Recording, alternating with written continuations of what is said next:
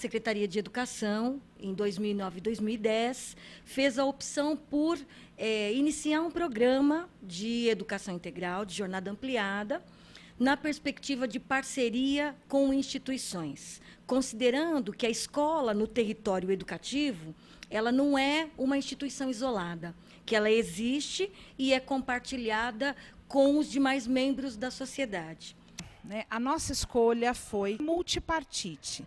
A gente conseguir integrar os conhecimentos da Secretaria de Educação, do terceiro setor e das comunidades. Como é que é essa articulação? Essa articulação ela parte do pressuposto que a educação integral ela precisa ocorrer numa ponte entre a escola e a comunidade. Nossa escolha foi por mapear a cidade, então a gente tem um olhar de territórios e o que esses territórios podem oferecer para as escolas e vice-versa. O que é fundamental para que isso ocorra?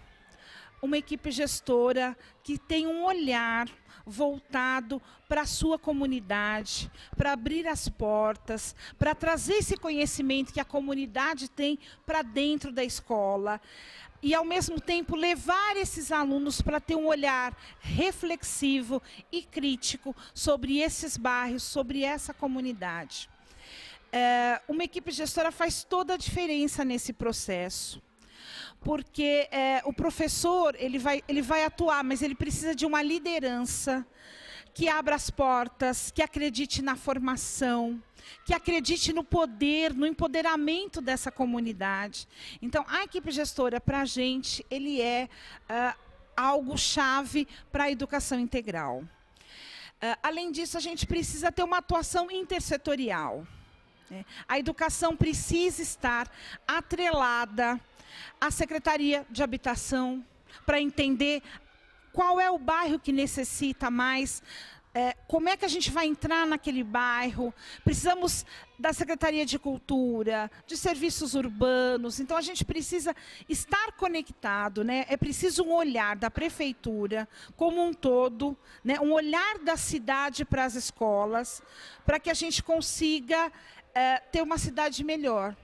O gerenciamento precisa ser compartilhado. Um processo de formação das nossas equipes, dos nossos alunos, é preciso entender que aluno é protagonista, entender quem são esses personagens que podem contribuir. No nosso caso, nós temos as nossas ONGs, e que elas procuram trazer pessoas, educadores sociais, a nossa equipe, da própria comunidade.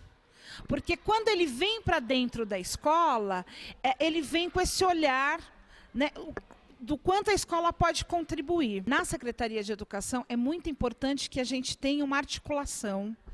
É uma articulação cotidiana, é uma articulação que necessita o tempo todo de você entender a escola como um todo, isso é fundamental. Lá nós temos uma divisão, eu respondo pela educação integral, existe a minha colega que responde pelo ensino fundamental, e o tempo todo, qual é o nosso grande desafio? A consonância. Então, por exemplo, ontem estávamos discutindo sobre auxiliar em educação. E esse auxiliar ele ajuda, por exemplo, na nossa hora de almoço, que é o grande gargalo da educação integral, onde a gente tem crianças indo embora e tem crianças chegando. O tempo todo a gente precisa estar articulando, costurando, para que lá na escola, na ponta, eles entendam esse fluxo.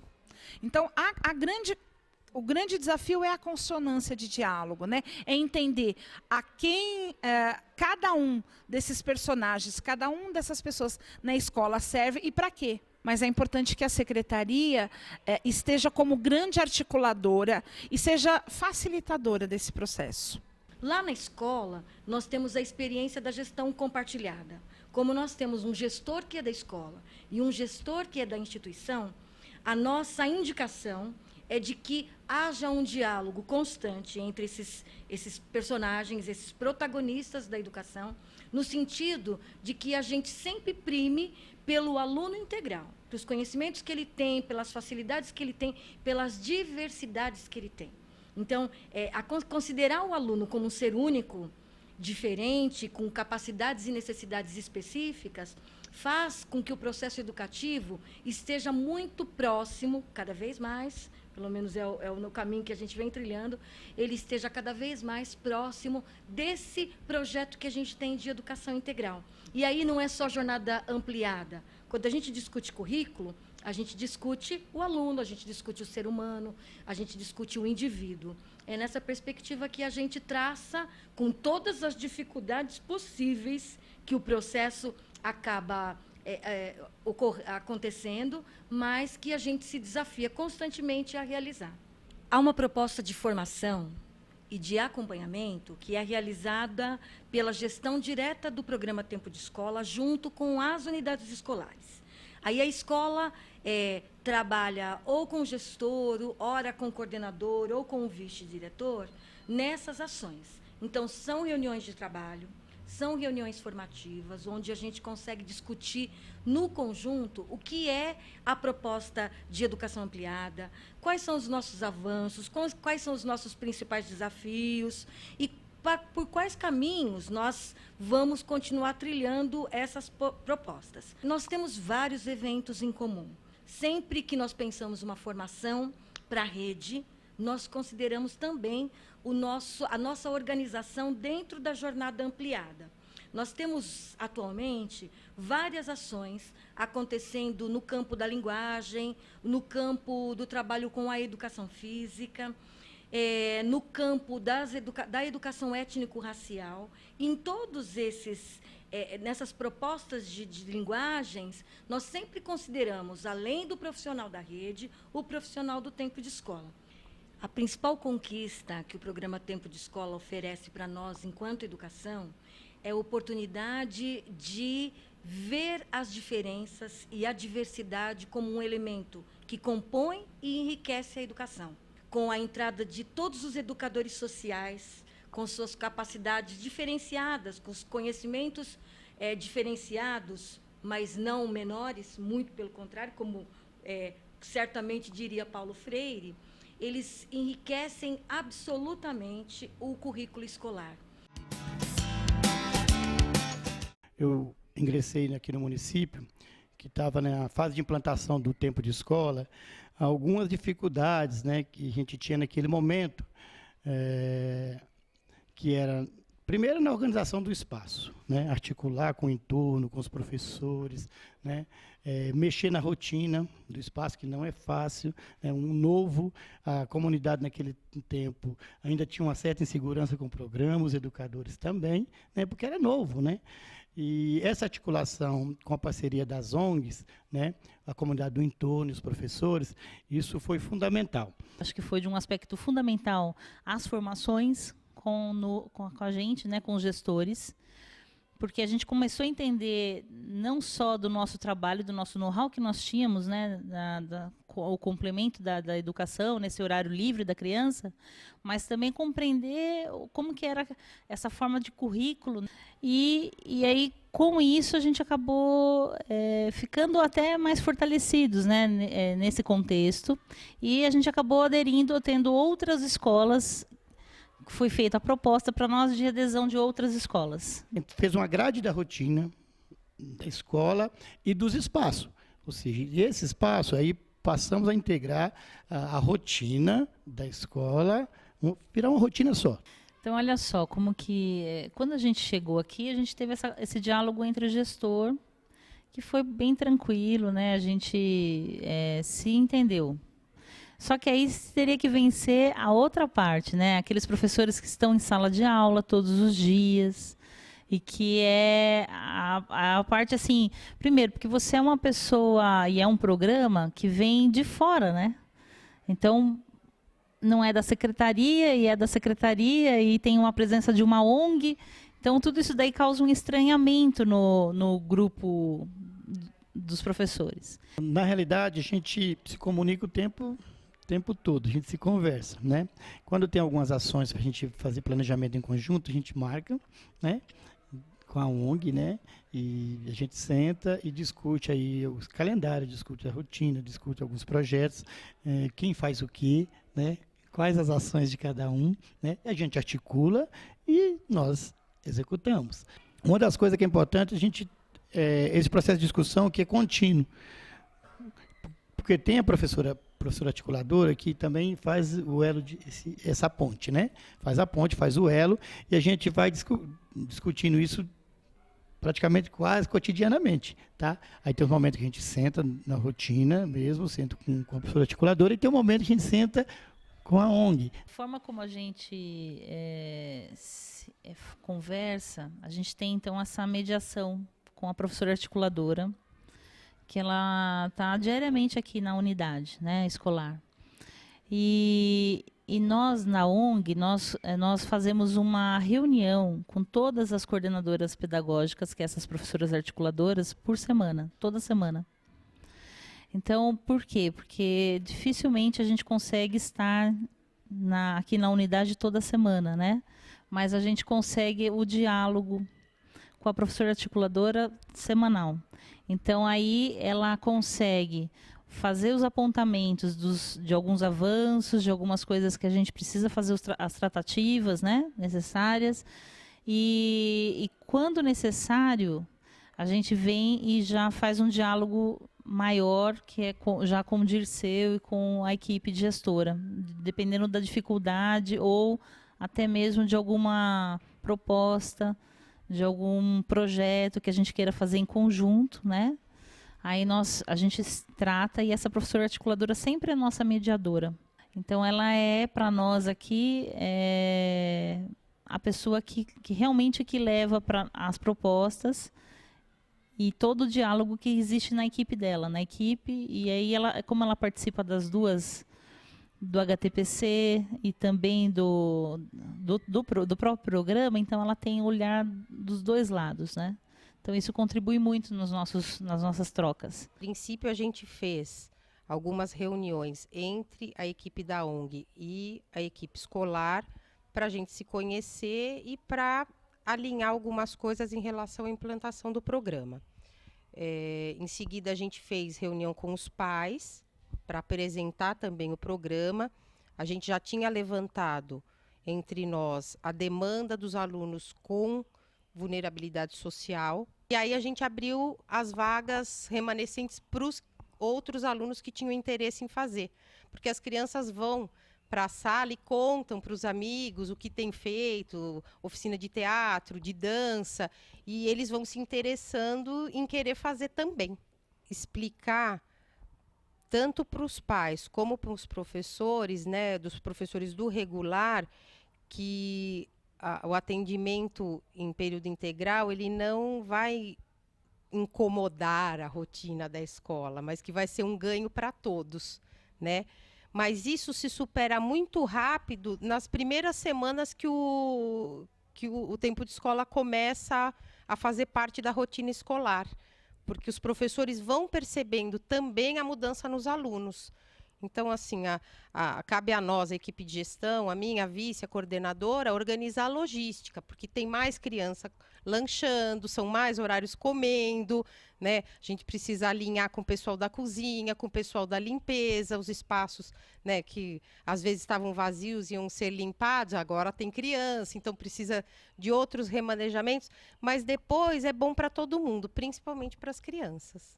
A gente tem uma relação bastante tranquila com a ONG, até porque elas têm já um trabalho na região há muito tempo, muito antes do programa Tempo de Escola, elas já atendiam essa comunidade, mas de cuidar de quem vai estar compartilhando com seus alunos, né? Acho que esse diálogo é muito importante.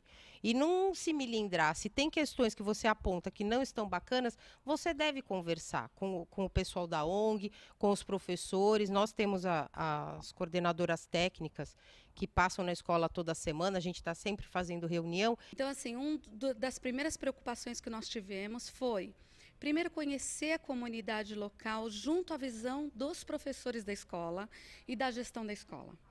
Partindo daí, foi feita a sondagem com os pais e com as crianças, E então, todas as articulações eram feitas com participações semanais, mensais, se fosse necessários, né? Até mais, dentro do HTPC, que acontece dentro da escola, onde os educadores sociais podiam se reunir com os professores e discutir propostas. Então, foi a partir daí que nós começamos a fazer esses estudos de caso, conversando com os professores, o que está contribuindo, né? Essa criança, ela tem se desenvolvido melhor depois que ela começou a fazer as atividades no contraturno, né? E aí, os resultados foram, assim, muito positivos. Os professores começaram a falar mais, a adentrarem mais na parte da questão social da criança. Não olhar para ela só naquele momento que ela estava em sala. E hoje, já depois de um tempo do projeto implantado, já funcionando, a gente consegue perceber o quanto já está interligado isso. E o quanto hoje as professoras nos procuram para falar: Maria Fernanda, eu tenho uma criança que eu não vejo ela fora do programa Tempo de Escola. E então isso para a gente já é um referencial de que a parceria deu certo. Mas a gente tem a questão da missão institucional e de como você entrar na casa do parceiro, né? Porque a gente está falando de gestão compartilhada. Então, como você entrar na escola pública e você conquistar aqueles diretores e dizer: nós não somos curiosos, nós somos pessoas, né, que trabalhamos no terceiro setor, certo? Mas nós conhecemos de educação. E, além de conhecer de educação, a gente também conhece, né, e a nossa expertise é a questão social. Então, alinhar missões que são diferentes com um foco único, que é a criança e o adolescente. Então, como fazer isso? Como dar as mãos e dizer: ninguém está aqui para ser melhor que ninguém, nós estamos aqui para a gente construir um projeto, um trabalho, que é a educação integral. E as estratégias eram: vamos entrar na casa desse parceiro, nos apresentar, falar da nossa história, ouvir a história desse diretor também dentro dessa comunidade. Foram reuniões várias entre direção, entre coordenação, entre o serviço social da instituição, para a gente se conhecer primeiro. A gente tinha aí a questão de formar a equipe de trabalho, que eram os educadores sociais. Para triar esses educadores sociais, o Lar Escola, a princípio, ele já optou por pessoas formadas na área pedagógica também. Então, que tivesse a expertise da dança, do teatro, mas que fossem formados em faculdades, ensino superior. Então, levar esses educadores que tinham expertises diferenciadas para dentro do HTPC, para que ali eles mostrassem isso, trouxessem, para que o professor também ganhasse a confiança dele. E dizer: olha, eu estou tranquilo, porque eu sei que eu estou fazendo um trabalho aqui e esse trabalho vai ser complementado ali, e vice-versa. E vem reuniões de pais. Nessas reuniões de pais, levar os educadores, fazer um trabalho com esses pais, oficinas mesmo, práticas, para que eles também conheçam quem são essas pessoas que vão estar com os filhos deles. Então, eu creio que foi um processo lento. Hoje, a gente pode dizer, a relação com a escola, ela já é uma relação madura. Eu creio que o Tempo de Escola, ele abre as portas dessa escola pública para a comunidade, Uma vez que ele chama a ONG para uma parceria, ele abre, porque a ONG atua no território.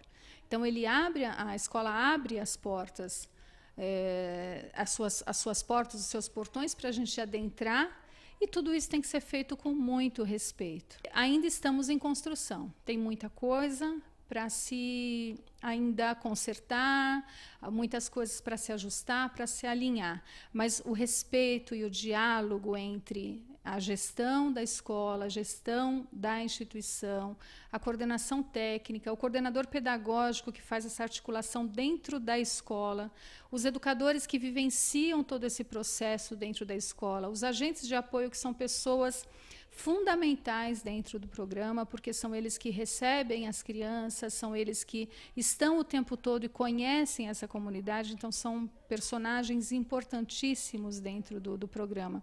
Então, todo esse conjunto de pessoas, né, e aí você une as pessoas da escola, que é o professor, o inspetor, a merendeira, todos esses educando essa criança e esse alinhamento, né, esse trabalho que a gente consiga ter frutos dele. Só aumentar o tempo, não. Né? Seria uma escola de qualidade em tempo integral.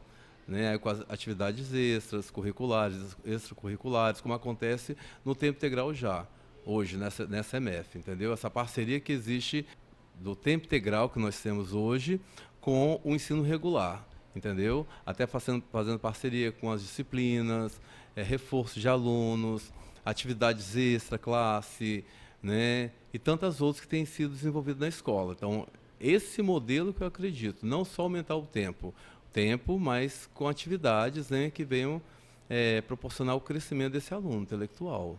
Na verdade, isso está bem amarrado no nosso PPP, né, do Projeto Político Pedagógico da Escola. E a nossa EMF tem uma vez por semana, esse ano é na segunda-feira, nós temos horário de 10h30 a meio-dia, em que os alunos saem mais cedo, né, para que o grupo possa estar se reunindo para estar conversando sobre as questões. Né? E aí a nossa coordenadora do tempo integral, ela é coordenadora da escola, e ela faz o tempo todo esse elo com a direção, com os pedagogos e com os professores do ensino regular, né? Os nossos grandes desafios estão entre dividir e compartilhar uma escola que atua entre 2 períodos e às vezes 3, né, porque a gente tem educação de jovens e adultos. Então, esse compartilhar de espaços, seja da biblioteca, do laboratório, do próprio refeitório, das salas de aula, isso é sempre um grande desafio, porque aí você precisa pensar a escola não mais somente com o período regular, mas ampliando também para a educação integral. E aí, por exemplo, você está tendo aula e ao mesmo tempo você tem uma aula de capoeira, né? Então, é o barulho, por mais que a gente entenda que isso está trazendo benefícios. Então, essas negociações diárias são realmente grandes desafios. Qual é o caminho? As equipes sentarem, conversarem e pensarem qual é o melhor espaço, como é que a gente pode possibilitar o melhor para os nossos alunos e para a nossa comunidade. Outro grande desafio refere-se à intersetorialidade, porque a cidade precisa pensar, a prefeitura precisa pensar, né, que a educação integral não pertence à Secretaria de Educação, mas a todas as outras. E aí a gente precisa entender que o clube, o parque, a praça, a sinalização, o trânsito, a habitação, todos eles, né, precisam estar a serviço dessa educação integral. E quando a gente está trabalhando aí com uma série de equipes, é preciso que tenha uma liderança que realmente coloque a educação integral como prioridade. Outro desafio é a gente ter, à frente das escolas, equipes gestoras que estejam abertas, que compreendam profundamente o papel da educação integral e que consigam trazer os professores, a equipe da cozinha, a equipe de limpeza, os pais, todos para esse objetivo. Então, a equipe gestora precisa ser uma grande articuladora da educação integral.